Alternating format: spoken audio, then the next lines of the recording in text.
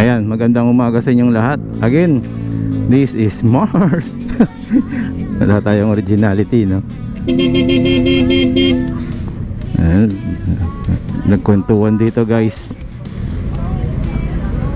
Nagkwentuhan. Ay nako, laki ng katawan eh, no?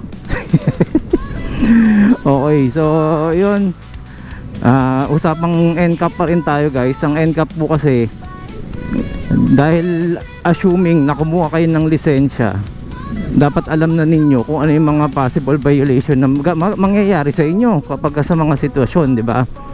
For example, beating the red light. Ayan ang pinakamaraming cases sa violation eh. So alam nyo namang nakastop pa, pero bibit nyo, violation na kagad yun. At tandaan ninyo, nandyan syempre nakatutok ang mga camera, no? Hindi to pagtitimbre-timbre ng dito may camera, ingat kayo. Bakit? Gagawa kayo ng violation pagka dun sa walang camera, di ba? So better na sumunod tayo sa tama, no? So guys, I'm still promoting road safety, no? Baka nakalimutan natin eh. Hindi lang po lagi sa unit ng electric motorcycle. We're also part na tayo na bibigay ng road safety seminars, no, kung pwede. Ayun, so imagine, no, dito kita nyo wala siyang kortesiya kasi yan, guys. Kumbaga pag na-disiplina nyo yung sarili ninyo, it's a habit, no? Oh, red na red yung shoes o yung niya. Okay, so yan, gaya nyan. Ako nga minsan guilty din ako minsan di ako nakakapag-signal, no? So pinapractice ko rin po yun. So gaya nyan, punta tayo sa gitna, signal tayo. Okay, ayan, ngayon lang siya nag-signal. Tapos nagbago isip niya. So yun. Okay, signal ulit tayo, lipat tayo. Okay, so ayan, basic lang po yan, no? Yung pag ganyan, paglipat-lipat. And then also, ang tanong nila, pwede po ba sa EDSA, pwede po ba sa Commonwealth, sa Roas Boulevard? Kung kayo po ay naka-proper gear, naka-helmet ng maayos, full face hanggat maaari po, kasi yung nutshell, hindi naman po kasi siya considered pang motor o kaya nga po siya may mga specific na ginagamit para sa bawat vehicle eh. So ayun, so kailangan nyo pong mag-comply doon, no?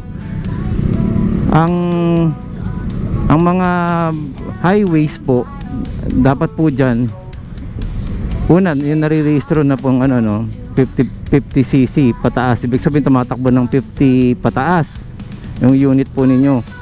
Kaya niya pong sumabay sa sa mga traffic no, sa mga nagmamaneho sa EDSA or sa highway. Pasok tayo.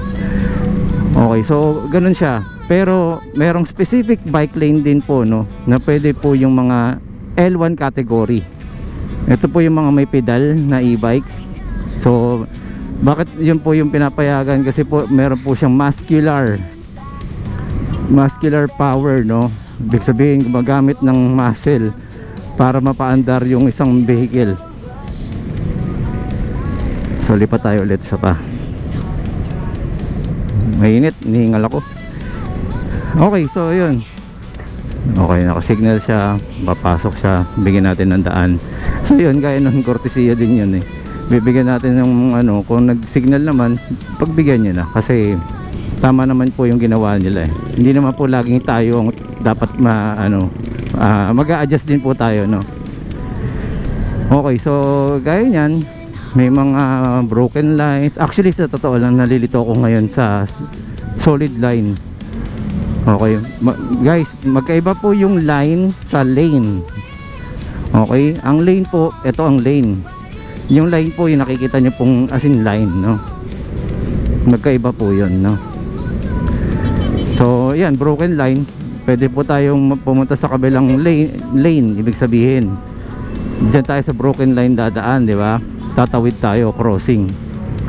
So yung iba tanong nila, dadaan lang naman sila ng highway pero hindi sila magdadaan ng buong sa highway. So yun yung traversing, no. So pinapayagan naman po yata yun. So di ko sure, pabalikan natin yan, no. So yun, as long as hindi ka bumabaybay tapos less than 50 yung takbo mo o yung capacity ng mo, then also considering yung weight ng electric, no. Kaya po nagkakagulo sila.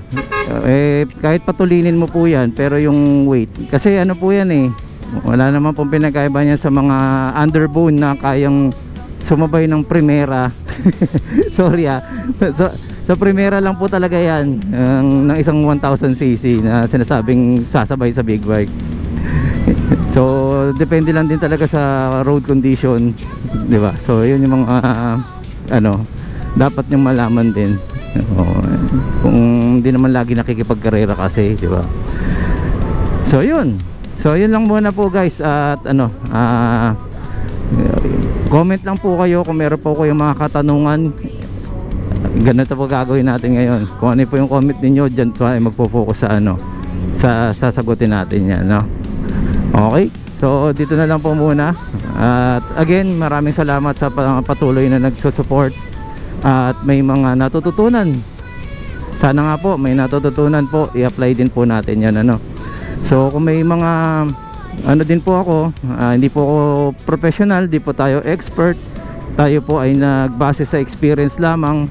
So pwede nyo rin pong i-comment or mag-suggest na may mali din tayo, Alam kong hinahanapan din tayo ng kamalian ng ating mga magiging basher or may basher, yan, sa lagi natin sinasabi, sa isang puting isang malinis na puti, tuldukan mo, ang mas napapansin yung tuldok kaysa sa kalinisan ng kaputian, di ba? Okay, so I hope meron din tayo na doon, may na-share tayo doon at may lesson tayo doon, pero gayon pa man, manaig ang ating kalinisan at paggawa ng mabuti. Maraming salamat po, ingat po ang lahat. So okay, once again, Marvin Chua Motovlog po. Maraming salamat po. Salamat din po sa mga nag-subscribe. Subscribe, okay. Bulol pa, Ayos naman.